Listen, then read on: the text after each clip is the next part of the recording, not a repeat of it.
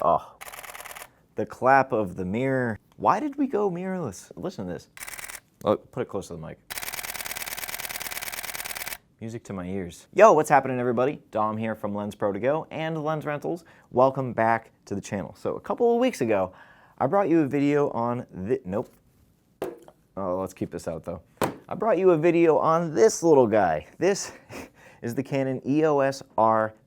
And in that video, here's where you come in, buddy, I pretty much unofficially made the statement that the EOS R7 is essentially just like the mirrorless Canon Rebel. Turns out, I was able to draw a lot of parallels from the R10 to this entry-level Canon DSLR beast that so many of us got our start on. So this week, now that it's back in stock for once, by the way, people are renting this thing like crazy, I want to do the same exact thing with the Canon EOS R7. So just like that R10 video, this video will act as a pretty sufficient overview of what you're getting with the R7, like outside and in. But really the point of this video, much more importantly, is to validate my own opinion. That opinion being that the EOS R7 is essentially just the mirrorless Canon 7D. Of course, these cameras, the Canon R10 and now the R7, are a part of Canon's entirely new line of APS-C sensor-sized mirrorless bodies. They're entirely their own thing. And yet, what I know a lot of you can't help but wonder is, when Canon releases one of these new mirrorless bodies, which Canon DSLR body is it most comparable to? The R10, for example, I was really inclined to say that this thing was just like the mirrorless Rebel. And when I say that too, like, keep in mind, it's all time adjusted, right? Like, of course, an entry-level camera back in 2013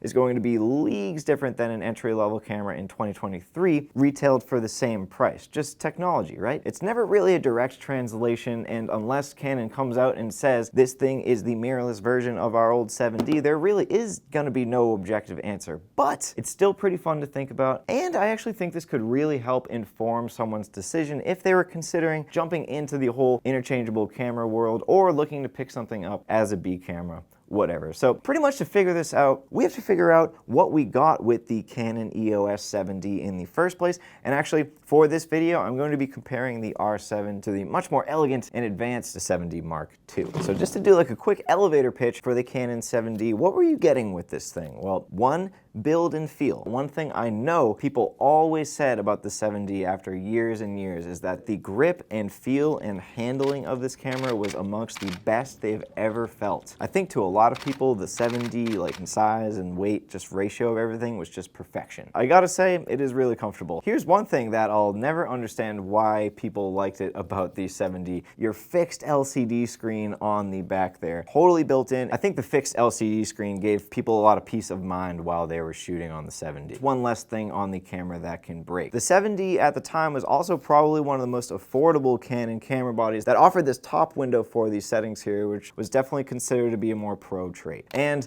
of course, this onboard flash, which I can't activate right now, but you've seen it. There it is, baby.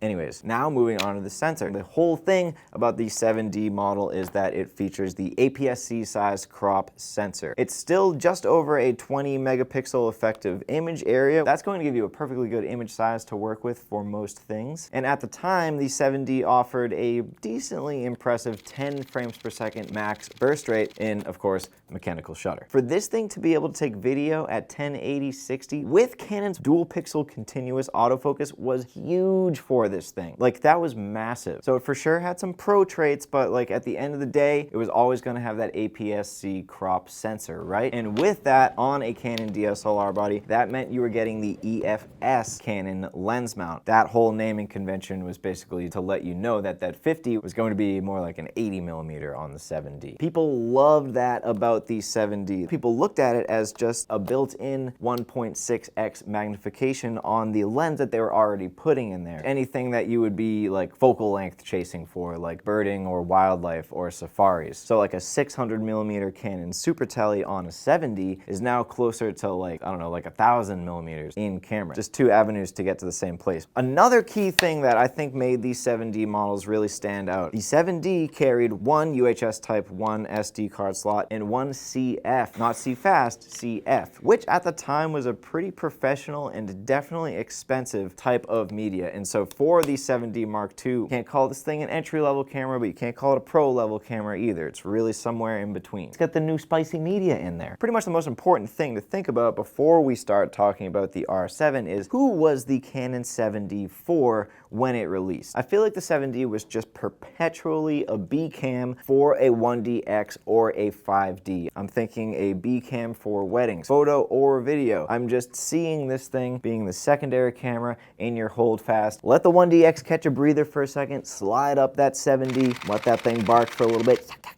It was, and still for a lot of people is, the perfect B cam. On the more entry-level amateur side of things, the 7D I could see being a wonderful option for an amateur slash beginner. Yes, knew they wanted a capable, interchangeable lens camera system. Like they wanted to cut to the chase and like skip right over the Rebel or the PowerShot. That is what I think was such a cool appeal to the 7D around when it released. And now, so we have that sort of foundation laid out, let's take a look at every single one of those things we just talked about, but with the EOS R7. So build-in feel for the EOS R7. In this category, the R7 is going to take like absolutely zero traits from the 7D. It's just way too reminiscent of all of these Canon mirrorless bodies we've seen thus far. To me, honestly, it looks like a fair mix between the EOS R6 and like that original EOS R. It's significantly smaller than the 7D Mark II in just about every way. And that definitely includes that grip and handling experience. Not that the R7 doesn't fit comfortably in my hand, but it certainly doesn't have that form fitting that so many have talked about with the 7D here. We've also now ditched that onboard flash by the hot shoe, and we've added this big honking thumb wheel plus joystick that, again, is definitely kind of its own thing here, not an original 7D trait. One thing on the R7 that I'm thankful is different is this fully articulating touchscreen LCD. I think it's just something that like photography purists really hone in about on the 7D, that whole fixed screen action. The articulating screen is just objectively better for photo and video. Just get over it. For the EOS R7's sensor, we've got roughly a 32 megapixel APS-C CMOS image sensor in here with, of course, that mirrorless style curtain shutter in front of that. Anyways, time adjusted, right? So of course the R7, even though it's still the APS-C size sensor, is going to do a lot of things, photo and video, that are just gonna put this thing to shame now. One of those things being 4K video. Now, interestingly, on the R7, it's got these two different 4K modes. There's a 4K fine and like a 4K regular. Long story short, video capabilities. The video capabilities on the 7D, granted they were great for its time, are just gonna pale in comparison to what you're able to do on the R7. We've seen pretty much every manufacturer that's rolling out mirrorless bodies show a huge focus to video. Major difference in experience over the 7D Mark II. Now let's talk about the lenses and cropping scenario on the R7. So if you were in the market for some of these EFS lenses to put on your crop sensor DSLR Canon camera body at that time, you were in a pretty good space. The lenses already, right off the line, brand new, were pretty cheap, and they manufactured a ton of them. You know how many of these EFS 18 to 55s there are probably in the world? Easily over 15. But what does that mean for somebody that's in the same exact position, but today looking to do the same thing on a mirrorless system? Well, it's a little bit different. Canon has rolled out some of these more cheaply manufactured RF mount crop sensor lenses, but there just aren't that many of them, and they haven't been in production for very long, and they are going to trend a little bit more expensive than, say, you were doing the same thing for the 7D Mark II back in its day. So your availability of those crop sensor lenses, that situation was probably actually a lot better working with the 7D. Okay, let's talk about the media situation on the R7, and again, this is a much different scenario than what you're getting on the 7D Mark II. So the R7 opted for two UHS Type 2 SD card slots, which just right there, the fact that Canon didn't include any of the newer type media on the R7, that would have been probably CF Express Type B, shows you where they are pegging this thing in terms of professional capabilities. Totally different story on the 7D when it came out. They said this thing is getting the brand new spanking media and it is expensive. It's going to need a whole nother card reader. The R7, it's still going to use inferior media than what the 7D was using, but it's going to absolutely run circles around it in terms of high burst shooting in stills mode. The 7D at its highest burst rate could only shoot anywhere between 20 and 25 raw images before it reached the buffer. The R7 will shoot 15 frames per second mechanically and 30 frames per second with electronic shutter. I don't care what you say about the grip of this thing or the weight or how the LCD will never flip out and crack on you. You cannot bat an eye at that difference in high burst shooting. That is just one of those types of things that is undeniably better about a mirrorless system over DSLR. So now if we really want to validate our own opinions, which is the most important thing ever, we have to ask ourselves what we asked with the EOS 7D, who is the EOS R7 for? So interestingly enough, the R7 with the kit lens would have been a pretty similar investment to getting the 7D Mark II, just the body, back in that day. Again, that's kind of a soft comparison, inflation and all that, yada yada. And very similarly to the 7D, I think the R7 is an absolutely perfect B cam to an R5 or an R6, just like the 7D is a perfect B cam to a 5D or the 1DX. And I think people have been waiting for the perfect camera to pair